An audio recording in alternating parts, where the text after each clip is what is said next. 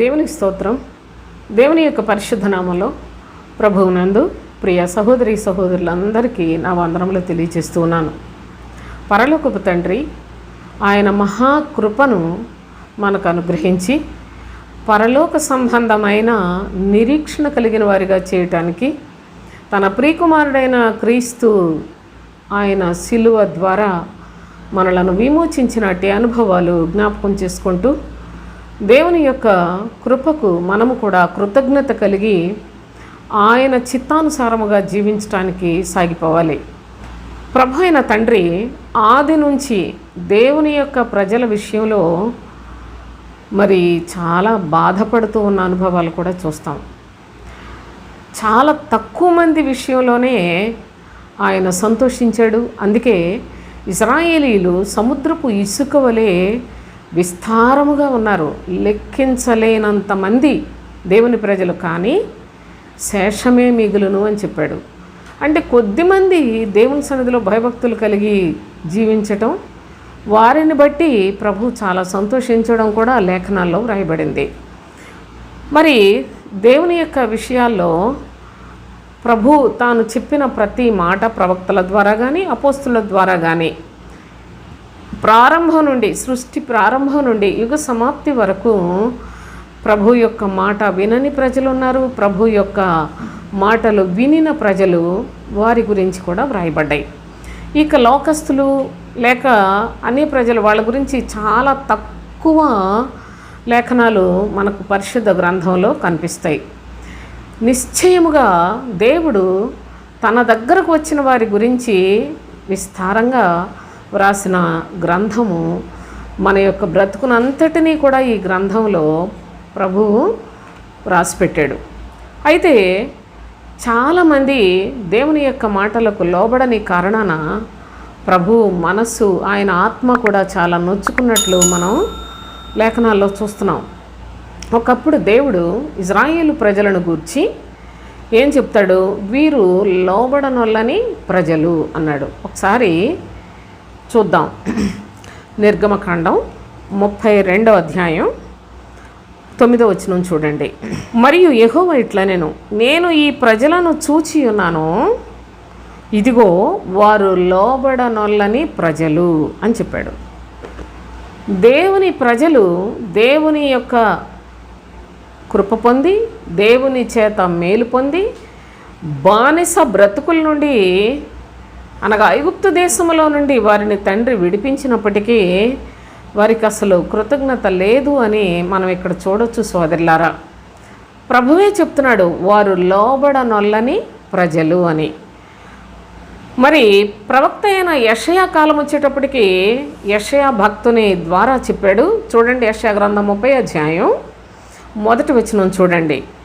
యెహోవా వాక్కు ఇదే, లోబడని పిల్లలకు శ్రమ అని చెప్పాడు. నువ్వు లోబడకపోతే నీకు మేలేం జరగదు. మనం దేవుని యొక్క మాటను అనుసరించి జీవించడం వలన మనకు చాలా ఇబ్బందులు, లోకంలో చాలా తగ్గించుకొని మరి దీన మనస్సు కలిగి ఉండాలి. మరి ఎవరు ఏది తిట్టినా తిట్టకూడదు, అబద్ధం ఆడకూడదు, పాపం చేయకూడదు, ఇలాంటి మాటలన్నీ ధర్మశాస్త్రంలో వ్రాసిపెట్టాడు. ఇవన్నీ మనం ఎక్కడ చేయకుండా ఉండగలం అని దేవుని మాటలను నిర్లక్ష్య పెడుతూ ఉన్నారు. అందుకే ప్రభు అంటున్నాడు, మీరు నా మాటకు లోబడకపోతే మీకు శ్రమ అని చెప్పాడు. మరి ప్రవక్త అయిన ఇర్మియా ద్వారాగా కూడా దేవుడు ఏమని తెలియచేస్తున్నాడంటే, ఇర్మియా గ్రంథంలో 7వ అధ్యాయం చూడండి ఒకసారి, 27, 28 వచనాలు చూద్దాం.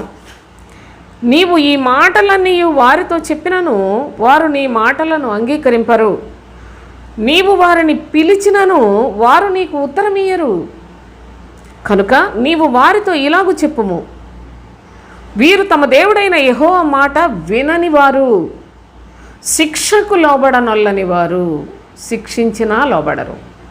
చూడండి, దేవుని యొక్క పిల్లలు అనగా ఇశ్రాయేలీలు లేక ఈరోజు ప్రభువును అంగీకరించాము అని చెప్పుకుంటున్న వారందరూ కూడా దేవుడంటే ఇష్టపడుతున్నారు, కానీ దేవుని మాటకు లోబడనొల్లని ప్రజలు. అంటే లోబడడం వాళ్ళకి ఇష్టం లేదు అసలు.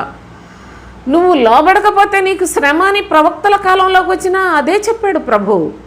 ప్రవక్త అయిన ఇర్మియా కాలంలో చెప్తున్నాడు, నీవు ఈ ప్రజల దగ్గరికి వెళ్ళి అలా చెయ్యొద్దు అని చెప్పినా వాళ్ళు వినరు, నీవు పిలిచినా వాళ్ళు పలకరా అంటున్నాడు అని.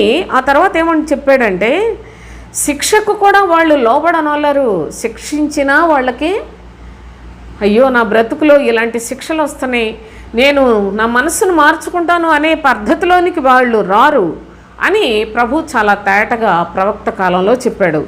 ఇలాంటి వారందరి కొరకు కూడా చూడండి, యెషయా భక్తుడు ఏమన్నాడంటే 65వ అధ్యాయం 2వ వచనం చూడండి, తమ ఆలోచనలను అనుసరించి చెడు మార్గమును నడుచుకొనుచు లోబడనొల్లని ప్రజల వైపు దినమంతయు నా చేతులు చాపుచున్నాను అన్నాడు. తమ ఆలోచనలను అనుసరించి నడుచుకుంటారే కానీ నా మాటలకు లోబడరు. ఈ లోబడని ప్రజలందరి కొరకు దినమంతయు నా చేతులు చాపుచున్నాను అంటున్నాడు. అంటే తండ్రి ప్రేమ పిల్లల ఎడల ఏ విధముగా వ్యక్తం చేస్తూ ఉంటాడో, పరలోకపు తండ్రి తన ప్రజల ఎడల అంత ప్రేమను చూపిస్తూనే ఉన్నాడు. కానీ ప్రజలకు అది అర్థం కావటం లేదు సోదరులారా. చాలా తక్కువ మంది మాత్రమే సృష్టి ప్రారంభం నుండి కూడా దేవుని యొక్క మాటలకు భయభక్తులు కలిగి దేవునిని అనుసరించి దేవునికి ఇష్టానుసారులుగా జీవించినట్లు లేఖనాల్లో మనం చూస్తాం. దేవుని యొక్క ప్రేమను పొందలేక మాకేదో బాధలు వచ్చినాయి, కష్టాలు వచ్చినాయి అనుకుంటున్నారు. ఎందుకు ఇలాగ వచ్చినాయి అని ఆలోచించడు ఎవడు. ప్రభు శిక్షించినా కూడా లోబడుటకు ఇష్టం లేదు, ప్రవక్తల ద్వారా హెచ్చరించినా లోబడరు.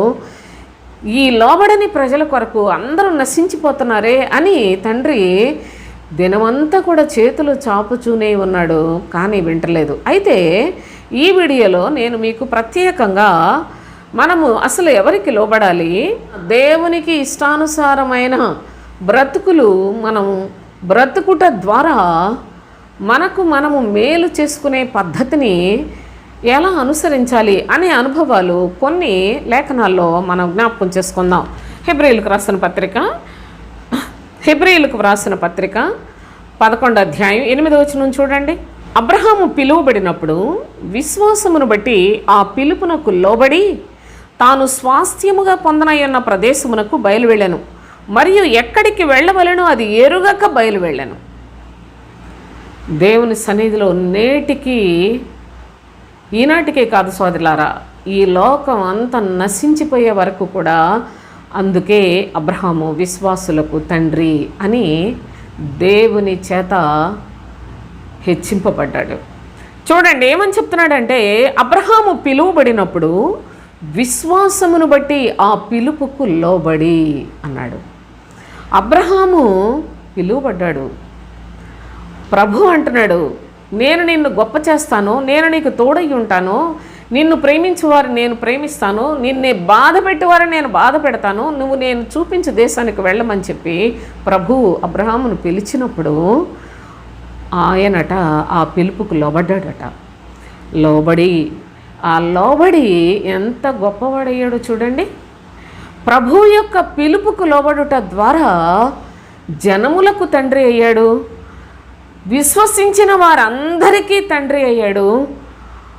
ఆ దేవుని ప్రియకుమారుడైన యేసుక్రీస్తు ఆయన కూడా ఈ లోకంలోనికి రావడానికి అబ్రహామును దేవుడు ఏర్పాటు చేసుకున్నాడంటే ఎంత గొప్ప స్థానాన్ని సంపాదించుకున్నాడో. దేవునికి లోబడుట, దేవుని యొక్క పిలుపుకు లోబడుట ఎంత లాభకరమైందో ఈ సందర్భంగా మనం గమనించాలి. దేవుని యొక్క లేఖనాలలో ఎందరో భక్తులు లోబడిన వారి గురించి వ్రాయబడి ఉంటుంది. నేను ప్రతి వీడియోలో కూడా మీకు ఈ విషయాన్ని చెప్తున్నాను. ఏమనంటే చాలా సంగతులు అన్నా నేను కొంత క్లుప్తంగా మాత్రమే మీకు చెప్తాను. ఎందుకంటే పరిశుద్ధుడైన ప్రభువు ఆయన అనంతమైన శక్తి స్వరూపుడై ఉన్నాడు. ఆయన మహోన్నతుడైన దేవుడై ఉన్నాడు. ఆయన సర్వశక్తిమంతుడై ఉన్నాడు, సర్వాంతర్యామి అయి ఉన్నాడు. ఈ యొక్క సృష్టికి ఆది సంభూతుడై ఉన్నాడు, ఆధారభూతుడై ఉన్నాడు. కనుక ఆయన గురించి మనం ఎంత నేర్చుకున్నా చాలా కొంచెమే కదా సోదరులారా. కనుకనే మనం ఈ యొక్క కాస్త సమయంలో కొన్నే నేర్చుకోగలం. కనుక ఈ యొక్క అనుభవాలు మనం ఈ సందర్భంగా జ్ఞాపకం చేసుకుందాం. అబ్రహాము పిలువబడినప్పుడు ప్రభు యొక్క పిలుపుకు లోబడి ఎంత ఘనుడయ్యాడో అబ్రహామును గురించి అసలు విస్తారముగా పరిశుద్ధుడైన తండ్రి వ్రాసాడు. నా స్నేహితుడు అని చెప్పాడు. అబ్రహామును గురించి నా స్నేహితుడు అన్నాడు. ఎందుకనగా పిలుపుకు లోబడుట అంత ఘనమైన కార్యం. నిజముగా దేవుడు పిలిచినప్పుడు పలికే భాగ్యం భూజనులందరిలో చాలా తక్కువ మందికి మాత్రమే అనుగ్రహింపబడింది. ఆయన పిలుస్తూనే ఉంటాడు, చేతులు చాపుతూనే ఉంటాడు, ఎవరు పట్టించుకోరు, వెళ్ళిపోతూనే ఉంటారు. కానీ దేవుని యొక్క పిలుపుకు లోబడిన వారు ఎంత ధన్యులో. ఇంతకన్నా మనం అబ్రహామును గురించి మరి మీకు అందరికీ తెలుసు కనుక నేను చెప్పదలుచుకోలేదు. ముందుకెళదాం. ఆ తరువాత పేతురు రాసిన మొదటి పత్రికలో 3వ అధ్యాయం చూడండి. 3వ అధ్యాయం మొదటి నుండి చదువుదాం. అటువలే స్త్రీలారా, మీరు మీ స్వపురుషులకు లోబడి ఉండుడి. అందువలన వారిలో ఎవరైనాను వాక్యమునకు అవిధేయులైతే వారు భయముతో కూడిన మీ పవిత్ర ప్రవర్తన చూచి వాక్యము లేకుండానే తమ భార్యల నడవడి వలన రాబట్టబడవచ్చును అని ప్రభు అంటున్నాడు. జడలు అల్లుకొనుటయు, బంగారు నగలు పెట్టుకొనుటయు, వస్త్రములు ధరించుకొనుటయు అను వెలుపటి అలంకారము మీకు అలంకారముగా ఉండక సాధువైనట్టియు మృదువైనట్టియునైన గుణమును అక్షయ అలంకారము గల మీ హృదయపు అంతరంగ స్వభావము మీకు అలంకారముగా ఉండవలెను. అది దేవుని దృష్టికి మిగుల విలువ కలది. అటువలే పూర్వము దేవుని ఆశ్రయించిన పరిశుద్ధ స్త్రీలను తమ స్వపురుషులకు లోబడి ఉండుట చేత తమ్మును తాము అలంకరించుకొనిరి. ఆ ప్రకారముగా శారా అబ్రహామును యజమానుడని పిలుచుచు అతనికి లోబడి ఉండెను. శారా యజమానుడా అని పిలుచుచు అతనికి లోబడి ఉండి ఆమె జనములకు తల్లిగా ఏర్పాటు చేయబడింది. శారయి అంటేనే కలహప్రియ, కలహం ఆడటంలో చాలా ఇష్టమైన మనిషి. కానీ శారా అనగా ఒక రాజకుమార్తెగా, జనములకు తల్లిగా దేవుడు ఆమెను ఏర్పాటు చేసుకున్నాడు ఈ సృష్టికే. అనగా ఆమె తన యజమానునికి లోబడి ఉన్నది అని చెప్పాడు. ఈ మాటలు వినడానికి ఎంత బాగుంటాయో. కానీ ఇప్పుడు ఈ వాక్యాన్ని మనము కూడా అన్వయించుకుంటే మనము మన యజమానులకు లోబడి ఉండాలి అనే ఆలోచన చేసుకున్నట్లయితే, స్వపురుషులు అన్నాడు, వాళ్ళు కూడా దేవుని ఎడల చాలా భయభక్తులు కలిగి ఉన్నప్పుడు వారి భార్యలు వారికి లోబడి ఉండుట అది చక్కని అలంకరణ అని చెప్పాడు. భర్త దేవుని యొక్క సన్నిధికి వెళుతూ భార్యలు చక్కగా టీవీలో సీరియల్స్ చూచుకునేవారు ఈనాడు క్రైస్తవ లోకంలో ఎందరున్నారో. అలాంటి కుటుంబములలో ఎప్పటికీ సమాధానం రాదు సోదరులారా. అంతేకాదు, ఇక్కడ శారా ఆమె తన యజమానునికి లోబడి ఆ యొక్క ఘనతను సంపాదించుకున్న స్త్రీగా చూస్తున్నాం. మనకు కూడా ఏం చెప్పాడంటే, అటువలే స్త్రీలారా మీరును మీ స్వపురుషులకు లోబడి ఉండుడి. అలంకరణకి ప్రాధాన్యత ఇవ్వకండి. శరీర సంబంధమైన అలంకరణ అది పాపముతో కూడినది, పాపేచ్ఛలతో కూడినది. శరీర సంబంధమైన అలంకరణ కోరుకునేది ఎవరో కూడా మీకు లోకంలో తెలుసు. అయితే దేవుని యొక్క పిల్లలు అంతరంగ స్వభావములో చాలా సాధువులుగా, మృదువైనట్టి గుణమును అక్షయాలంకారము సంపాదించుకున్న వారై ఉండాలి. ఇది దేవుని దృష్టికి చాలా విలువైనది అని చెప్పాడు. దేవుని దృష్టికి చాలా విలువ కలిగినది. భక్తి కలిగిన పరిశుద్ధ స్త్రీలు కూడా వారు తమ స్వపురుషులకు లోబడి ఉన్నారు, వారు ఘనులుగా ఎంచబడ్డారు అని దేవుడు ప్రత్యక్షముగా ఈ లేఖనాల్లో నుండి మనకు తెలియచేస్తున్నాడు. లోబడి ఉండుట అనేది ఎవరికి పడితే వాళ్ళకి లోబడకూడదు. ఎవరు ఏది చెప్తే దానికి వెంటనే చూడండి, స్త్రీలు సహజంగా పుట్టింటోళ్ళు అంటే చాలా ప్రేమలు చూపిస్తూ ఉంటారు. వాళ్ళ మీద ఎంత చంపుకున్నా చావని ప్రేమ మరి శరీరంలో పాతుకుపోయి ఉంది. శరీర స్వభావము నిండిపోయి ఉంది సోదరులారా. ఎంత భక్తిని చేస్తున్నప్పటికీ ఈ ప్రేమలు చాలా అధికంగా ఉండి వాళ్ళు ఏది చెప్తే అది చేసి వాళ్ళని సంతోషపెట్టడానికి చూస్తున్నారు. సహజంగా స్త్రీలు వాళ్ళు మరి పుట్టింటి దగ్గర నుంచి మరి వివాహాలు అయిపోయి అత్తగారింటికి వచ్చిన తర్వాత అలాంటి పుట్టింట్లో జరిగినట్లుగా ఇక్కడ జరగదు. అయినప్పటికీ కూడా జరగాలని కోరుకోకూడదు. ఎందుకంటే ఇక స్త్రీగా ఎవరి బాధ్యతలు వాళ్ళు నెరవేర్చుకోవాలి. భక్తి కలిగిన స్త్రీల యొక్క లక్షణం. వాళ్ళు ఏదో మనకి కష్టంలో బాగా మనకి ప్రేమగా మాట్లాడారు, ప్రేమగా చూస్తున్నారు, లేకపోయినట్లయితే వాళ్ళు మరి మనకి ఇదే బిడ్డలు పుట్టినప్పుడు కానీ బాగా సహాయం చేసి చాలా చాలా మరి అన్ని రకరకాలుగా మనల్ని ప్రేమించారు. కాబట్టి వాళ్ళ మీద మనం కూడా చాలా ప్రేమ కలిగి ఉండటానికి ఇది ఒక బానిసత్వం అని నేను ఈ విధంగా లేఖనాల్లో నుండే నేను మీకు తెలియచేస్తున్నాను సోదరులారా. వాళ్ళు చెప్పినట్లు చేసుకొని కుటుంబాలు అల్లకల్లోలం చేసుకున్న స్త్రీలు కూడా సమాజంలో విస్తారంగా ఉన్నారు. అయితే దేవుని యొక్క వాక్యాన్ని నమ్మిన స్త్రీలు వారిని భక్తి కలిగిన స్త్రీలు అంటారు. భక్తి కలిగిన స్త్రీలు శరీరానికి ప్రాధాన్యతనివ్వరు, శరీర సంబంధులకు ప్రాధాన్యతనివ్వరు. అంతేకాదు శరీర సంబంధమైన చక్కదనానికి అంతకంటే ప్రాధాన్యతనివ్వరు. ఈరోజు బోధకురాండ్రైన వారు కూడా చాలామంది వాళ్ళు బంగారు నగలు పెట్టుకోవటం, జడలల్లుకుంటా ఇది వద్దు మీకు అని లేఖనం ఇంత డైరెక్ట్గా చెప్పినా కూడా వాళ్ళు ఏ విధంగా ఉన్నారో, ఎలా కనబడుతున్నారో మీరే వాళ్ళని ఒకసారి చూడండి. విలువ కలిగిన వస్త్రాలు ధరించుకొని వాళ్ళు ఎంత ఎగిసి పడుతున్నారో కూడా మీరు చూడాలి. అయితే జ్ఞానం లేకపోవట చేత దేవుని యొక్క ప్రజలందరూ కూడా సాతాను దగ్గర బందీలైపోతున్నారని ప్రభు లేఖనాలు తెలియజేస్తున్నాయి. అవన్నీ చెప్పడానికి వీలు పడదు సోదరులారా. అయితే దేవుని యొక్క శ్రేష్టమైన సన్నిధిలో నేటి దినం మనం చదువుకుంటున్న ఈ యొక్క భాగంలో మీ స్వపురుషులకు లోబడి ఉండుడి అని దేవుని యొక్క లేఖనాల్లో తేటగా తెలియచేస్తున్నాడు. అయితే ఆ స్వపురుషులు కూడా శారా గురించి ప్రత్యేకంగా చెప్పాడు. అబ్రహాము దేవుని పిలుపుకు లోబడ్డాడు. అబ్రహాముకు భార్యగా ఉన్న శారా తన భర్తకు లోబడిన అనుభవాన్ని కూడా మీరు ఈ సందర్భంగా చూడండి. అయితే మా భర్తలు మరి దేవునిలోకి లేరు, మేము వాళ్ళ మాట వినక్కర్లేదా అని కూడా కొంతమందికి ఈ సందర్భంగా సందేహం కలగవచ్చు. ఆ విషయాన్ని గురించి మీకు నిజంగా ఎవరికైనా అవసరం ఉంటే కామెంట్ పెడితే నేను ఖచ్చితంగా దానికోసం ప్రత్యేకంగా వీడియో చేస్తాను. ఇప్పుడు అవన్నీ చెప్పడానికి కుదరదు. మీరు ఎవరికైనా సరే అలాంటి సందేహం వస్తే తప్పకుండా నాకు కామెంట్ పెట్టండి, నేను మీకు వివరించి చెప్తాను. సరే, అయితే దేవుని యొక్క శ్రేష్టమైన సన్నిధిలో ప్రభు అయిన తండ్రి మనకు సంఘముగా మన యొక్క బ్రతుకులకు ఏం తెలియచేస్తున్నాడో మరి యొక్క అనుభవాన్ని చదువుకుందాం. తీతుకు వ్రాసిన పత్రిక 2వ అధ్యాయం 3వ వచనం నుంచి చూడండి. అలాగుననే వృద్ధ స్త్రీలు కొండెగత్తెలను మిగిల మద్యపానాసక్తులనై ఉండక ప్రవర్తన యందు భయభక్తులు కలవారై ఉండవలెను. దేవుని వాక్యము దూషింపబడకుండునట్లు యవన స్త్రీలు తమ భర్తలకు లోబడి ఉండి తమ భర్తలను శిశువులను ప్రేమించువారును స్వస్థ బుద్ధి గలవారును పవిత్రులను ఇంట ఉండి పనిచేసుకుని వారును మంచివారునై ఉండవలనని బుద్ధి చెప్పుము అంటూ ఉన్నాడు. యవన స్త్రీలు తమ భర్తలకు లోబడి ఉండాలి.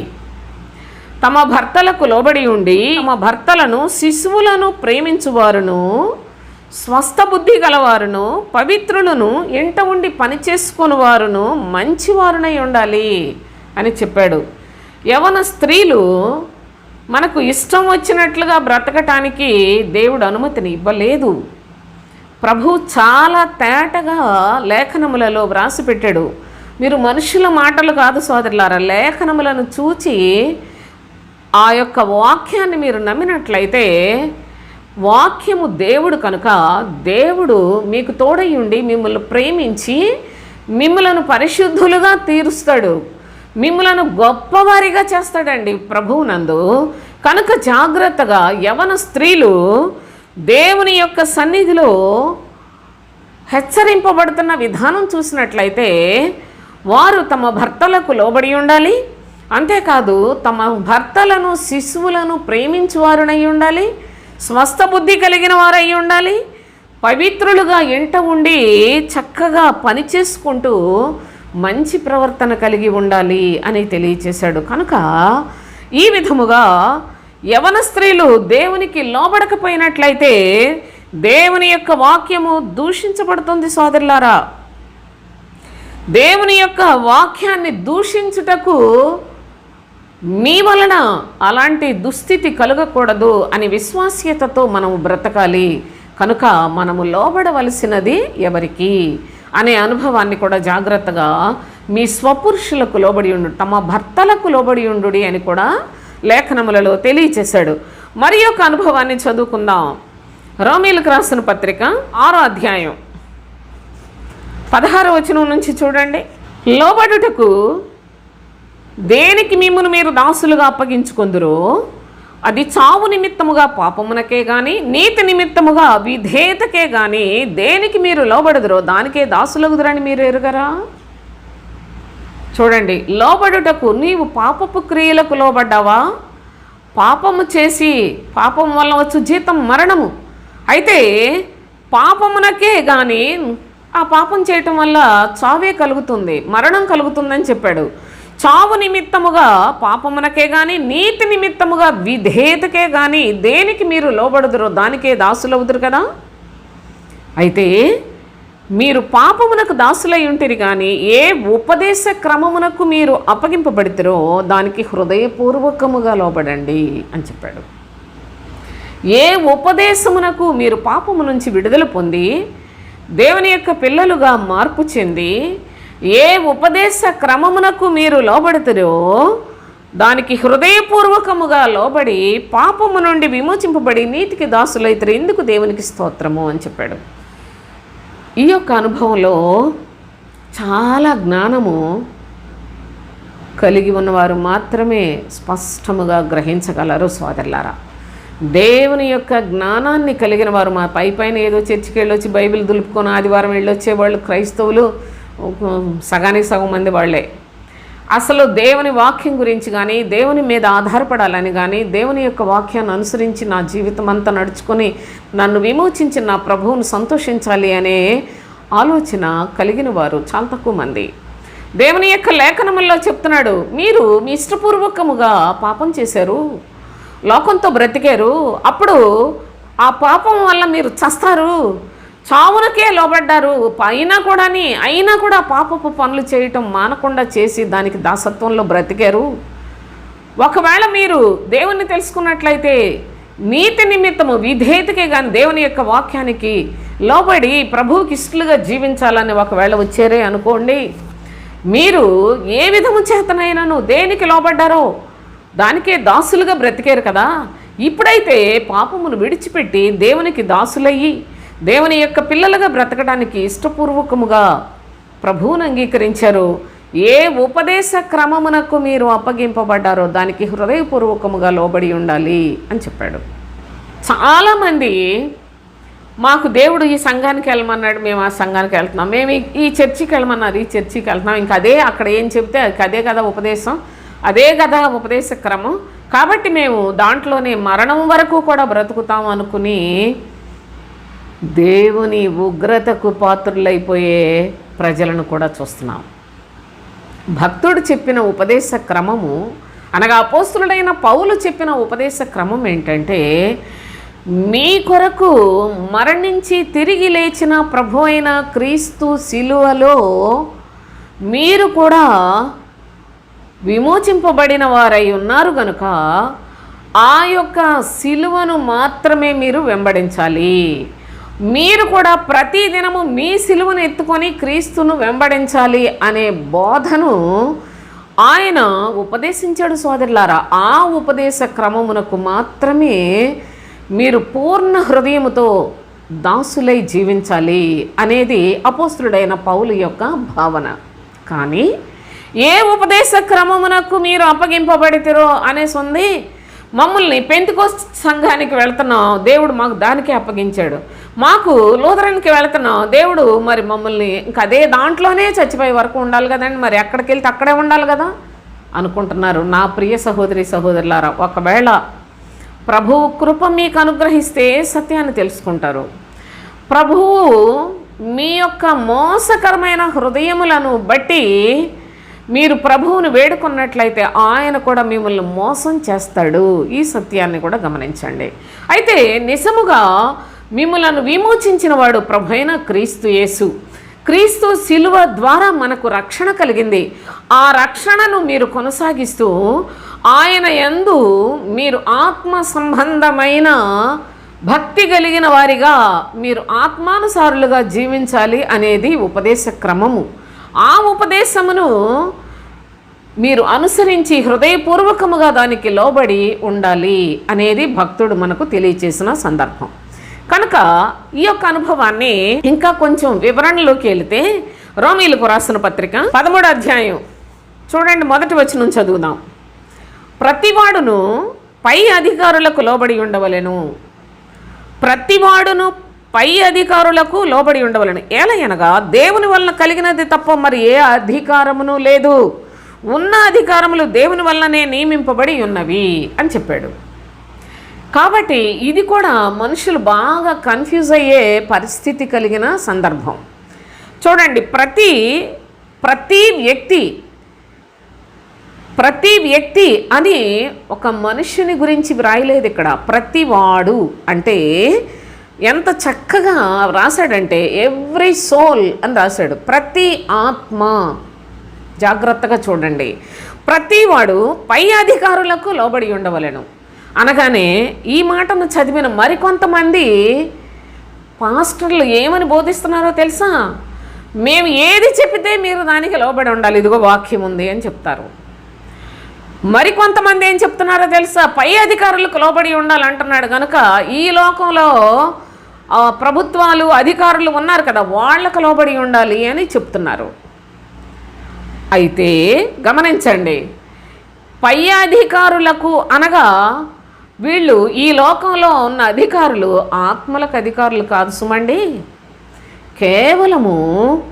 కేవలము ఈ లోకములో వారి యొక్క బల ప్రదర్శనతో వాళ్ళు అధికారులు అయ్యారు. కానీ దేవుని యొక్క రాజ్యము చూడండి, ఏలయనగా మనకు శిశువు పుట్టెను, మనకు కుమారుడు అనుగ్రహింపబడెను, ఆయన భుజము మీద రాజ్య భారం ఉన్నది అని చెప్పాడు. ఆ రాజ్యము మన రాజ్యం సోదరులారా.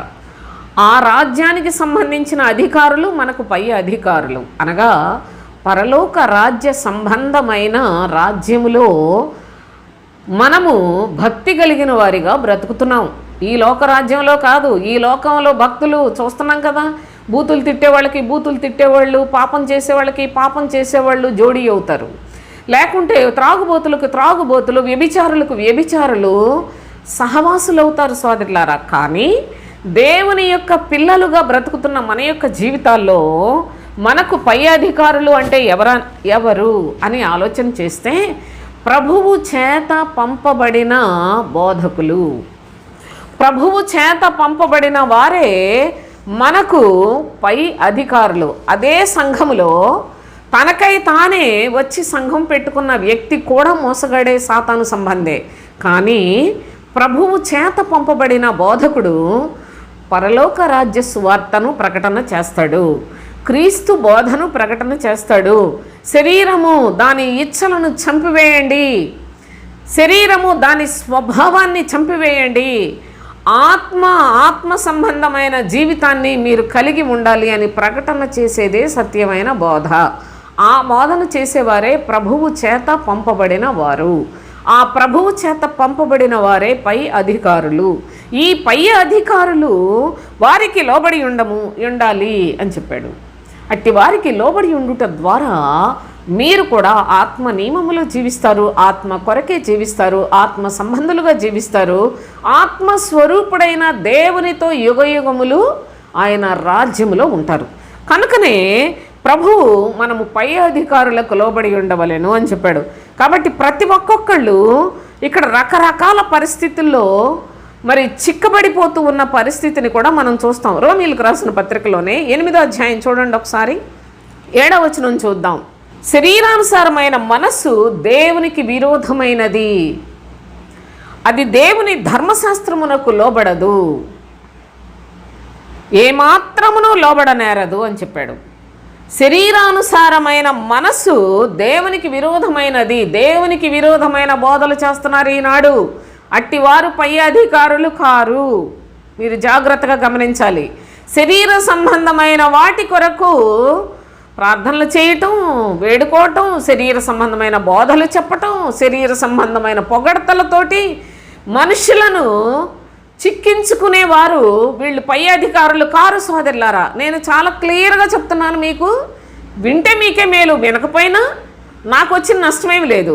నా దేవుని యొక్క మాట తెలియచేయటం వరకు దేవుడు నాకు ఇచ్చిన పని. నేను నా పని నమ్మకంగా చేసుకుంటూ వెళ్ళిపోవడమే. మరి వినేవాళ్ళు వింటారో లేదో అన్నది అది దేవుని చిత్తం. చూడండి, ఆ తర్వాత ఏం చెప్పాడంటే మరి యొక్క అనుభవాన్ని కూడా చెప్తాను. రోమీయులకు రాసిన పత్రికలో 10వ అధ్యాయం 3వ వచనం చూడండి. ఏలయనగా వారు దేవుని నీతిని ఎరుగక తమ స్వనీతిని స్థాపింపబూనుకొనుచు దేవుని నీతికి లోబడలేదు. దేవుని నీతికి లోబడని వాడు ఈనాడు బోధకుడైపోయాడు. శరీర సంబంధమైన బోధలు చేసేవాళ్ళు బోధకులైపోయారు సోదరులారా. దేవుడు అసలు ఆత్మస్వరూపుడు, ఆత్మ సంబంధి. సాతాను శరీర సంబంధి. శరీర బోధలు చేసేవాళ్ళు శరీర సంబంధులే.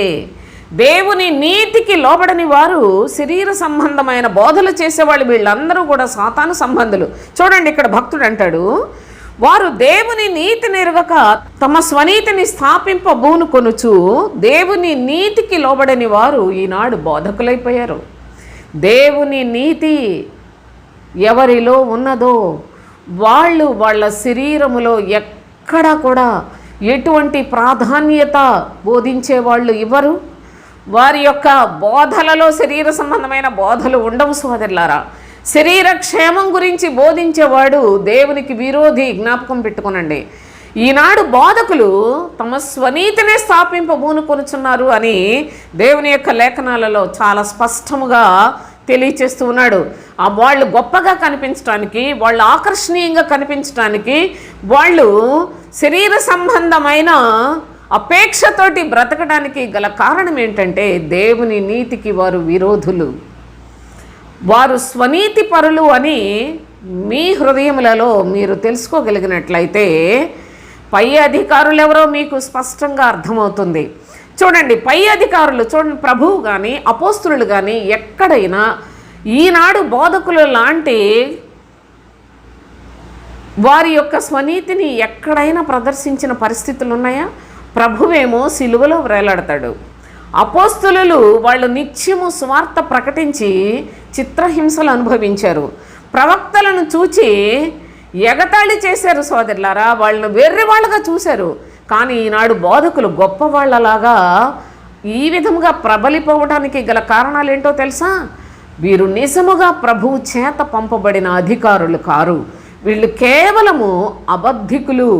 వీరు ధర్మశాస్త్రాన్ని క్రమముగా నెరవేర్చరు, దేవుని యొక్క నీతిని పాటించరు. శరీర సంబంధమైన బోధలు చెప్పి దేవునికి విరోధులుగా బ్రతుకుతున్న వారు ఈనాడు విస్తారముగా దేవుని యొక్క సేవకులని అనిపించుకుంటూ సంఖ్యకు ఎక్కువైపోయి ఉన్నారు సోదరులారా. అయితే దేవుని యొక్క లేఖనాల్లో మరి యొక్క అనుభవంలో ఏం చెప్తాడంటే, గలతీయులకు వ్రాసిన పత్రిక 2వ అధ్యాయంలో 4-5 వచనాలు చూద్దాం.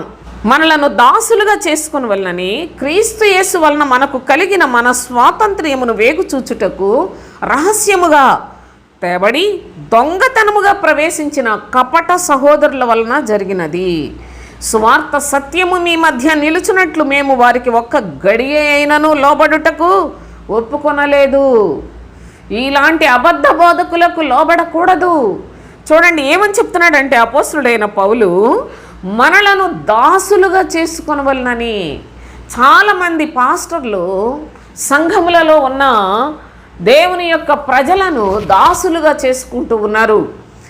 ఎందుకు, ఎలాగో దాసులుగా చేసుకుంటున్నారంటే వాళ్ళ బోధల చేత వాళ్ళు ప్రజలను భయపెడుతూ బోధకులంటే గౌరవం ఇవ్వాలి, పై అధికారులకు లోబడి ఉండాలి అని మోసకరమైన మాటలు చెప్తున్నారు. వారు దేవుని యొద్ద నుండి వచ్చిన వారు కారు. ఎందుకు అని ఈ మాట నేను చెప్తున్నానంటే, ప్రభువేమో మనకు స్వతంత్ర్యాన్ని ఇచ్చాడు.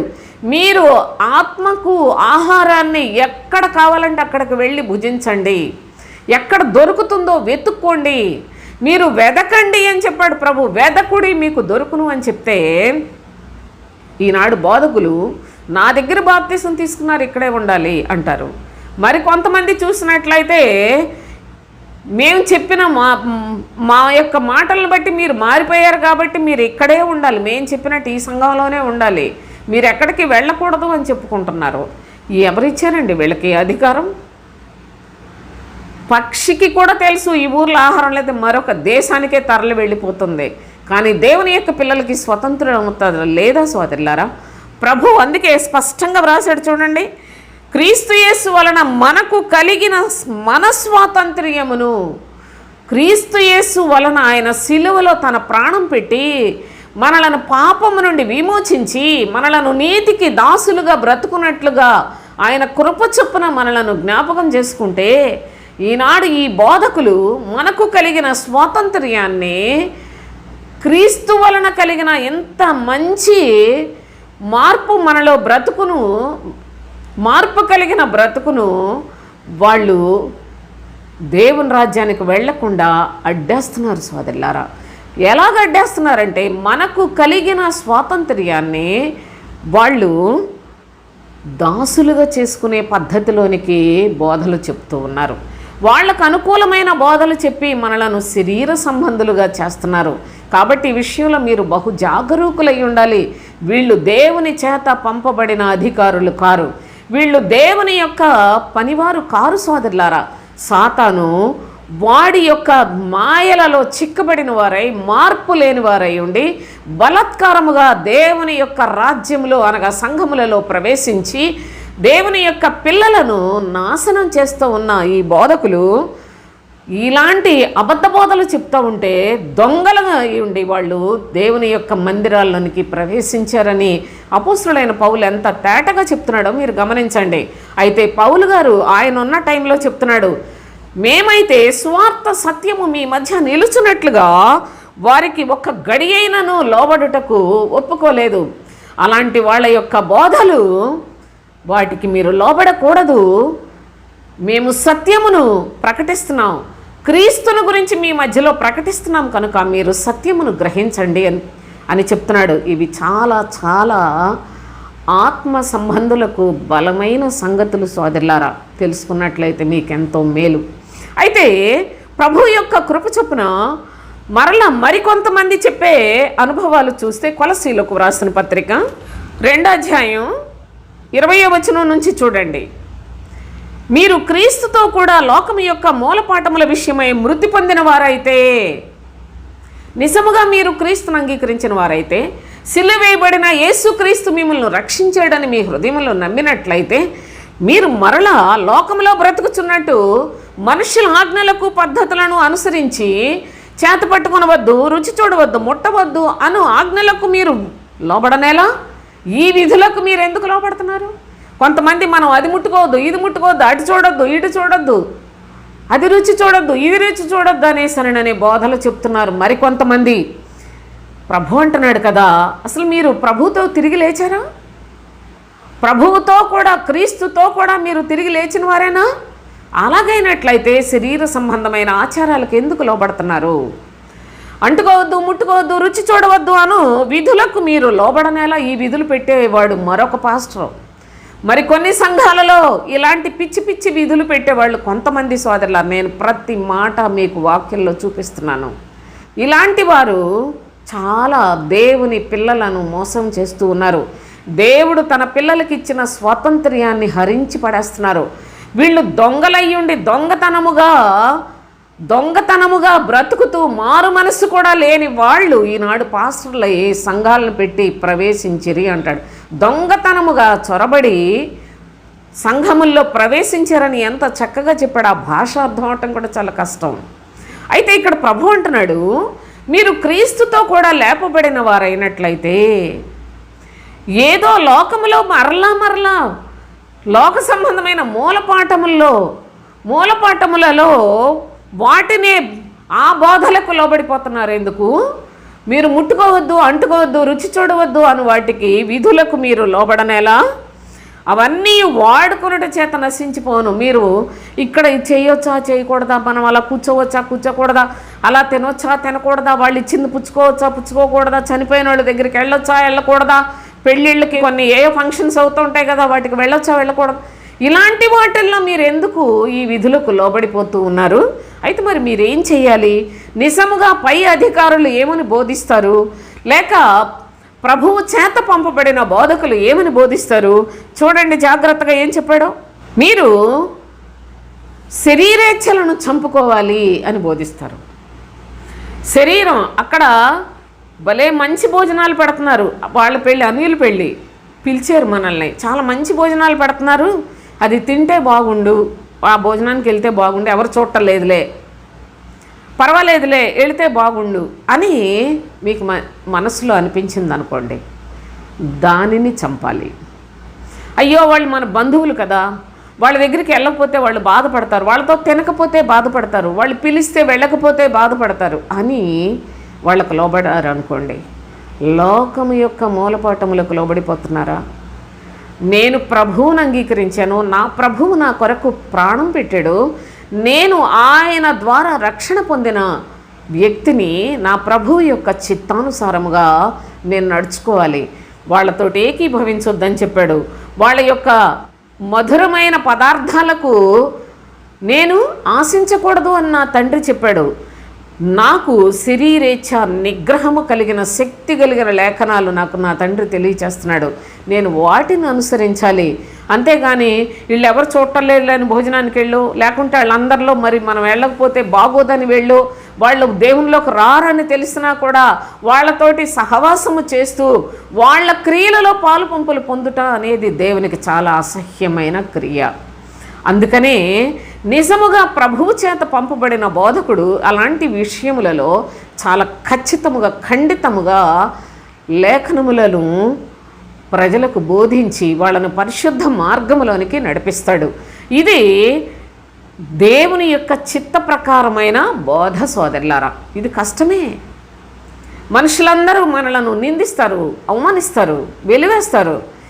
మీరు మా దానికి మేము పిలిస్తే రాలేదు, మేము కూడా రామంటారు. వాళ్ళు రాకపోతేనే మంచిది. అసలు వాళ్ళు ఎందుకండి మనకి?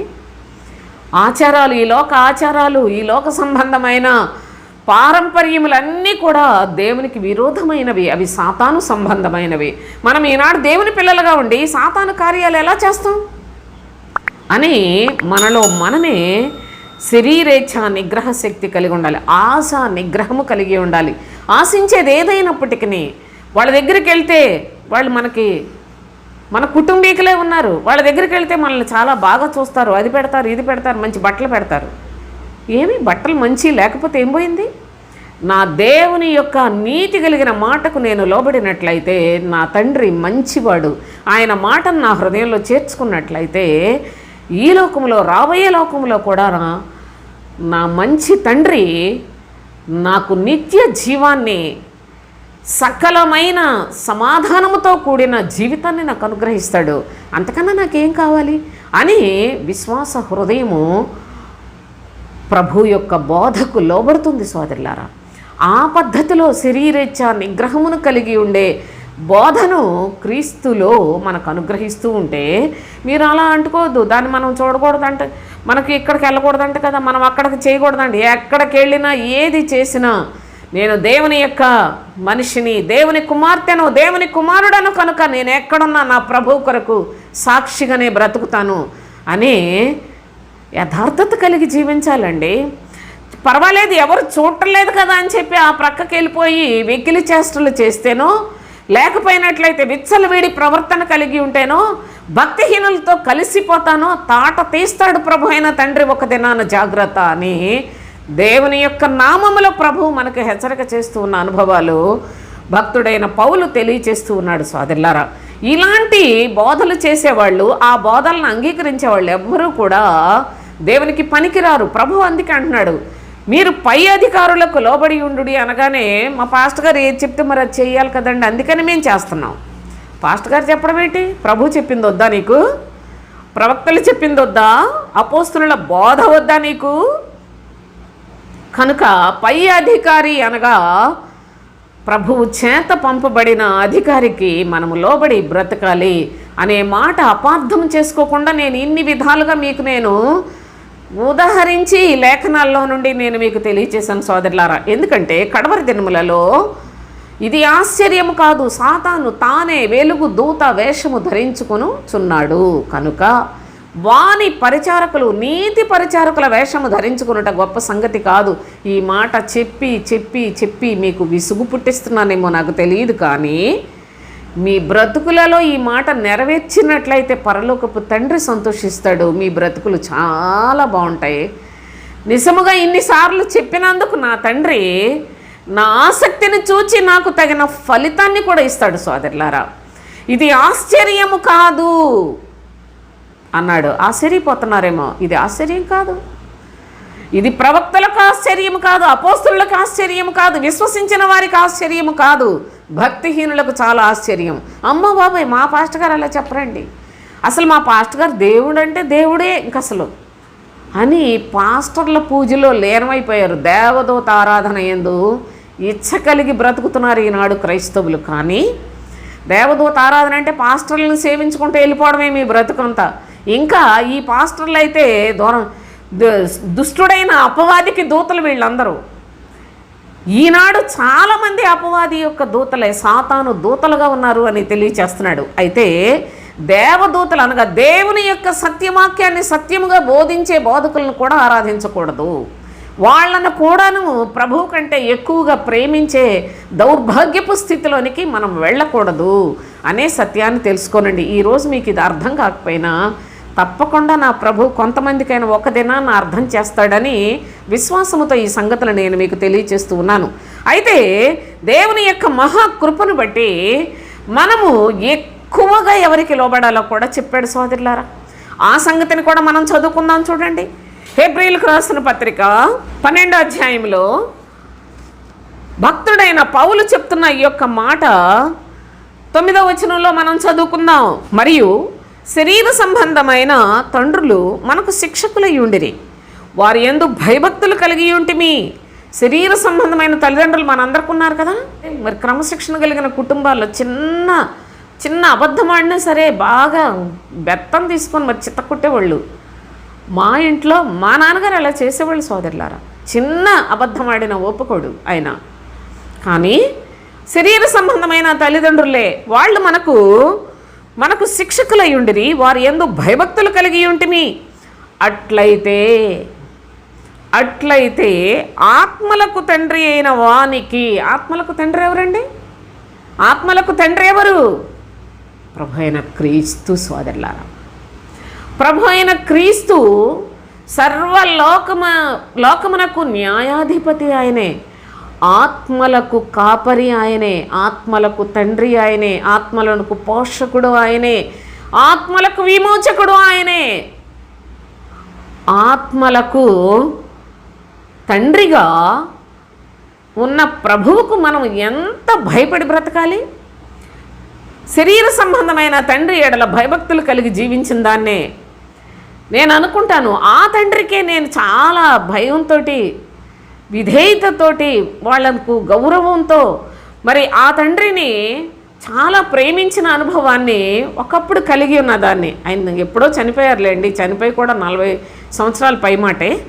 అయితే నాకు వాక్యం చదువుతున్నప్పుడు అనిపిస్తుంది, ఆత్మలకు తండ్రి అయిన నా ప్రభువు దగ్గర నేను ఎంత యథార్థంగా ఉండాలి, ఎంత భయభక్తులు కలిగి ఉండాలి, ఎంత విధేయతతో నా ప్రభు యొక్క మాటను నేను హృదయంలో విశ్వసించాలి అని చాలా ఆలోచన చేసి, శరీర సంబంధమైన తండ్రులు కొంతమట్టుకే కదండి, ఆత్మ సంబంధమైన తండ్రి ఈ లోకంలో రాబోయే లోకంలో కూడా మనకు ఆశ్రయమునిచ్చేవాడు. అసలు తల్లి గర్భంలో పడినప్పుడు పడక మునిపే మనలను ఎరిగిన ఆత్మల తండ్రి, పరలోకపు తండ్రి, ఆయన ఎడల మనం ఎంత భయభక్తులు కలిగి జీవించాలి. చూడండి ఏమంటాడు, వారి యందు శరీర సంబంధమైన తండ్రులు శిక్షకులై ఉన్నారు, వారి యందు భయభక్తులు కలిగి ఉంటిమి. అట్లయితే ఆత్మలకు తండ్రి అయిన వానికి మరి ఎక్కువగా లోబడి బ్రతుకువలను కదా. మరి ఎక్కువగా లోబడాలి సోదరులారా మన ప్రభువుకు, మరి ఎక్కువగా లోబడి బ్రతుకువలను కదా. దేవునికి స్తోత్రం. మీరు లోబడుతున్నారా? మనందరము ఆత్మలకు తండ్రి అయిన వానికి అన్నాడు, అనగా ఒక్కడే ఆయన. ఏ సంఘాన్ని పెడితే, ఏ చర్చికి వెళ్తుంటే ఆత్మకు తండ్రి అంటారేటండి? వాళ్ళు తండ్రులు గారు సోదరులారా, సహోదరులండి. మీరందరూ సహోదరులని చెప్పాడండి ప్రభువు. క్రీస్తు మీకు బోధకుడు ఒక్కడే, ఆయన ప్రభు అయిన క్రీస్తు.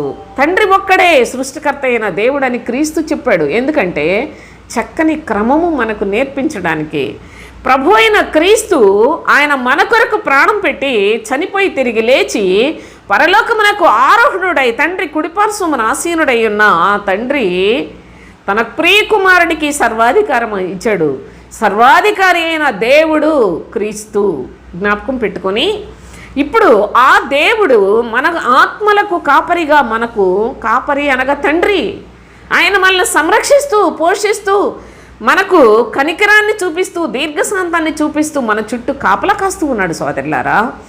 ఆ తండ్రికి మరి ఎక్కువగా లోబడాలి అని చెప్పాడు. మరి ఎవరు ఎంత ఎక్కువ లోబడుతున్నారో మన ఆత్మలను చూచుచున్న దేవునికే తెలుసు. కనుక ఆయన దృష్టికి మనము నమ్మకస్తులుగా బ్రతకాలని ఈ సందర్భంగా నేను మీకు తెలియజేస్తున్నాను. హెబ్రీయులకు రాసిన పత్రిక 13వ అధ్యాయం 17వ వచనం చూడండి. మీ పైన నాయకులుగా ఉన్నవారు లెక్క ఒప్ప చెప్పవలసిన వారి వలె మీ ఆత్మలను కాయుచున్నారు. ఆత్మలను కాయుచున్నవారు వేరు, ఆత్మలకు తండ్రి వేరు. అపోస్తులైన పౌలు అంటాడు, క్రీస్తునందు ఉపదేశకులు మీకు 10,000 మంది ఉండొచ్చు, కానీ తండ్రి ఒక్కడే. నేను సువార్త ద్వారా మిమ్మల్ని కంటిని గనుక మీరు నన్ను పోలి నడుచుకొనుడి అని చెప్పాడు. అందుకే భక్తుడు చూడండి ఇక్కడ ఏమంటాడు, మీ పైన నాయకులుగా ఉన్నవారు లెక్క ఒప్ప చెప్పవలసిన వారి వలె మీ ఆత్మలను కాయిచున్నారు. వారు దుఃఖముతో ఆ పని చేసిన ఎడల మీకు నిష్ప్రయోజనము కనుక దుఃఖముతో కాక ఆనందముతో చేయనట్లు వారి మాట విని వారికి లోబడి ఉండుడి అని చెప్పాడు. మీ పైన నాయకులుగా ఉన్నవారు మీ ఆత్మలను నిజముగా నేను తండ్రికి లెక్క అప్పచెప్పాలి అనే పద్ధతిలోనే బ్రతుకుతున్నారా? ఎందరో పనివారిగా, పాస్టర్లుగా, లేక బోధకులుగా, లేకుంటే కాపరులుగా అని చెప్పుకుంటున్నారు. కానీ అపోస్తులట, బిషప్పులట, నబ్బా ఇక ఎన్నెన్ని మంచి పదాలు ఉన్నాయో మొత్తం వాళ్ళకి ఆపాదించుకుంటున్నారు. కానీ గమనించాలి, ప్రతి బోధకుడు, ప్రతి పాస్టర్ కూడా, నేను నా సంఘంలో ఒక 100 మంది ఉన్నారనుకోండి, 100 మందిని నేను లెక్క అప్పచెప్పాలి తండ్రికి. వీళ్ళని ప్రతి ఆత్మను కూడా అప్పచెప్పాలి. ఎందుకంటే వాళ్ళు నా దగ్గరికి వస్తున్నారు, నా మాటలు వింటున్నారు, నేను వారికి బోధకుడుగా ఉన్నాను, బోధిస్తూ ఉన్నాను. ప్రతి ఒక్కరిని మార్పు చేయాలి, వీళ్ళు ప్రతి వారు కూడా పరలోకానికి సిద్ధపరచాలి అనే భారంతో పనిచేస్తున్నారండి. ఒకవేళ అలాగ చేసేవాళ్ళు ఎక్కడైనా ఉంటే అట్టివారు ఆత్మలను లెక్క ఒప్ప చెప్పవలసిన వారి వలె కాయుచున్న నాయకులు అన్నాడు. మీ పైని నాయకులుగా ఉన్నారు అని తెలియచేస్తున్నాడు. వారు ఏం చేస్తారు? మీ ఆత్మలను కాయుచూ ఉంటారు. శరీరాలకు గొప్ప చేసుకొని చర్చికి వచ్చిన వాళ్ళని పొగుడుతూ, చర్చికి వచ్చిన వాళ్ళకి పిచ్చి ప్రార్థనలు చేసుకుంటూ, వాళ్ళకి పిచ్చి బాధలు చెప్పుకుంటూ, అసలు దేవుని భయం ఉంది ఈనాడు పాస్టర్లకి. అసలు వాళ్ళు చేసే ప్రార్థనలో, వాళ్ళు చెప్పే బోధలు వింటుంటే ఎంత భయంకరంగా ఉంటున్నాయి అంటే, నా ప్రియ సహోదరి సహోదరులారా, నేను ఈ ఆత్మకు లెక్క ఒప్ప చెప్పాలి అనే భయభక్తులు కలిగిన వాడు ఎలా ఉంటాడండి? నిజముగా ఆత్మలను కాయుచున్న మంచి కాపరి అయినట్లయితే ప్రాణం పెట్టినంతగా ప్రయాసపడతాడు. ప్రతి విషయంలో తన్ను తాను వారికి మాదిరిగా చూపించుకుంటాడు. తాను తగ్గించుకొని ప్రజలు ఎలా తగ్గించుకోవాలో చెప్పాలి. తాను కష్టపడుతూ ప్రజలు ఎలాగా కష్టపడాలో చెప్తాడు. తాను శరీరమందు శ్రమలు అనుభవిస్తూ విశ్వాసులు ఏ విధంగా శ్రమలు పడాలో చెప్తాడు. తాను శోధనలను జయిస్తూ విశ్వాసులు ఏ విధముగా శోధనలను జయించు వారిగా ఉండాలో మాదిరి చూపిస్తాడు. సోదరులారా, మాదిరి చూపిస్తాడు. అలాంటి పద్ధతులు అసలు ఈ పాస్టర్లకు ఉన్నాయా? అలాంటి పరిస్థితులు ఉన్నాయా? అలాంటి బోధలు చెప్పేవాళ్ళు ఉన్నారా? గమనించండి, మీ పైని నాయకులుగా ఉన్నవారు మీ ఆత్మలను కాయిచు, మీ ఆత్మలను గూర్చి లెక్క ఒప్ప చెప్పవలసిన వారి వలె ఉన్నారు అన్నాడు భక్తుడు. ప్రభువు, నా పని చేస్తున్నావు, నీది నువ్వు తీసుకో, నా ఆత్మలను నాకు ఇచ్చి అని ప్రభు చక్కగా ఉపమానాలు చెప్పాడండి. ప్రభువు ఆత్మలను సిద్ధపరచుకొని ప్రభు రాజ్యానికి పరలోకానికి సిద్ధపరచాలంటే ఇది చాలా కష్టమైన పని. ప్రజలు మెచ్చుకుంటే మనకు డబ్బులు ఆదాయం బాగా వస్తుంది. కాబట్టి ఆయన మాట దేవుడు ఎరుగ్గాని మన పని మన ఆదాయం మనం చూసుకుందాం. మన భోగాలు, మన సౌఖ్యాలు, మన సుఖాలు, మన సంపద, మన ఆరాటంతో మనం బ్రతుకుదాం, మన కోరికలు నెరవేర్చుకుందాం అనుకొని ఈనాడు పాస్టర్లు పనిచేస్తూ ఉంటే ప్రభువు నా ఫలములు నాకు ఇవ్వమని అడిగినప్పుడు వీళ్ళందరినీ నరికించేస్తాడు సోదరులారా. మీరు చూద్దురు కానీ బైబిల్లో ఉన్నవే, నేను నా సొంతంగా ఏం చెప్పట్లా, నేను కూడా దేవుని యొక్క మాటలు చెప్తున్నా. ఆయనకి ఎవరి మీద మోమాటం లేదు. ఏదోలే పాపం ఈవిడ చెప్తుంది, ఏదోలే పాపం చూసి చూడనట్టు వదిలేద్దాం అనుకోడు. బాగా చెప్పావు కదా నీ సంగతి ఏంటని చెప్పి నన్ను ఇంకా బాగా గట్టిగా పట్టుకుంటాడు సోదరులారా. దేవుడు ఎవరిని విడిచిపెట్టడు, ఆయన మోమాటం లేనివాడు. చూడండి, అలాగా నమ్మకముగా ఆత్మలను అప్పగించే కాపరి, ఆత్మలను కాయుచున్నవారు ఉన్నట్లయితే అట్టి వారి విషయంలో ప్రభు ఏమంటున్నాడు తెలుసా? వారు దుఃఖముతో ఆ పని చేసిన ఎడల మీకు నిష్ప్రయోజనము కనుక దుఃఖముతో కాక ఆనందముతో చేయునట్లు వారి మాట విని వారికి లోబడి ఉండుడి. అలాంటి బోధకుడైతే లోబడి మీరు నమ్మకస్తులుగా జీవించండి. ఎందుకంటే వారు మీ ఆత్మల కొరకు ప్రయాసపడుతున్నారు. ఆ యొక్క ప్రయాస వాళ్ళు దుఃఖంతో చేయకూడదు. మీరు కూడా వాళ్ళని సంతోషపెట్టి వారికి లోబడి ఉండి ప్రతి విషయంలో కూడా దేవుని యొక్క ఇష్టానుసారంగా నడుచుకునే విధానాన్ని కలిగి ఉండండి అని హెచ్చరిక చేశాడు. కనుక దేవుని యొక్క శ్రేష్టమైన సన్నిధిలో తండ్రి అయిన దేవుడు మనకు అనుగ్రహించిన ఆయన కృపలను తలపోసుకొని దేవుని యొక్క కృప పొంది దేవునికి లోబడిన అబ్రహామును చూడండి ఎంత ఘనుడయ్యాడో. దేవుని యొక్క పిలుపుకు లోబడి ఎంత ఉన్నతమైన స్థితిని కలిగి నేడు మనకు తండ్రిగా ఉన్నాడో అబ్రహామును ఒకసారి చూడండి.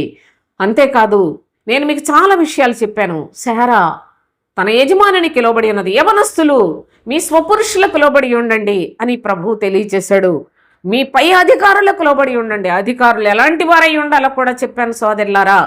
మీరు ఎక్కువగా లోబడి బ్రతకవలసినది మీరు క్రీస్తుకు మాత్రమే, ఆత్మలకు తండ్రికి మాత్రమే లోబడి బ్రతకాలి అని చెప్పాడు. అంతేకాకుండా మీ పైన నాయకులుగా ఉన్నవారు నిజముగా వారు ఆత్మలను కాయుచు లెక్క ఒప్పచెప్పవలసిన వారి వలె పనిచేస్తూ ఉన్నట్లయితే అట్టి వారి విషయంలో లోబడి ఉండమని తండ్రి అయిన దేవుని యొక్క హెచ్చరిక. దయచేసి ఈ లేఖనాలు చాలామందికి షేర్ చేయండి సోదరులారా. దయచేసి నేను మిమ్మల్ని వేడుకుంటూ ఉన్నాను. ఈ వాక్యము తెలియట ద్వారా కొంతమందికి మేలుకొలుపు కలుగుతుంది.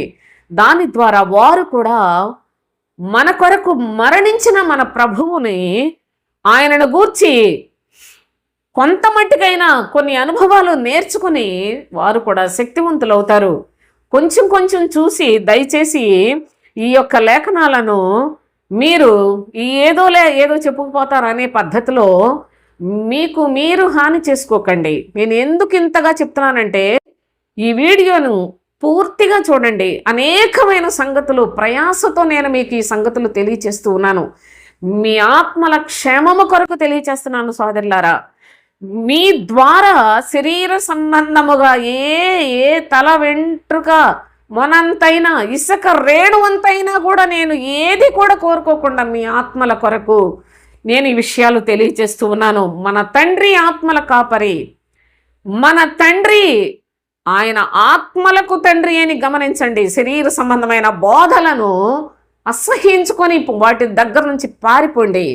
మీరు బ్రతుకుతారు. లేకపోయినట్లయితే అబద్ధికులతో పాటు నశించిపోతారనే హెచ్చరికలు కూడా ప్రభు విస్తారంగా చేసి ఉన్నాడు. కనుక దయచేసి ఈ యొక్క అనుభవాలను మీ హృదయంలో స్థిరపరచుకొని ప్రభు ఆయనకు అనుకూలమైన ఫలాలు ఫలించే బిడ్డలుగా జీవిద్దాం. దేవునికి స్తోత్రం. ముగించేస్తాను.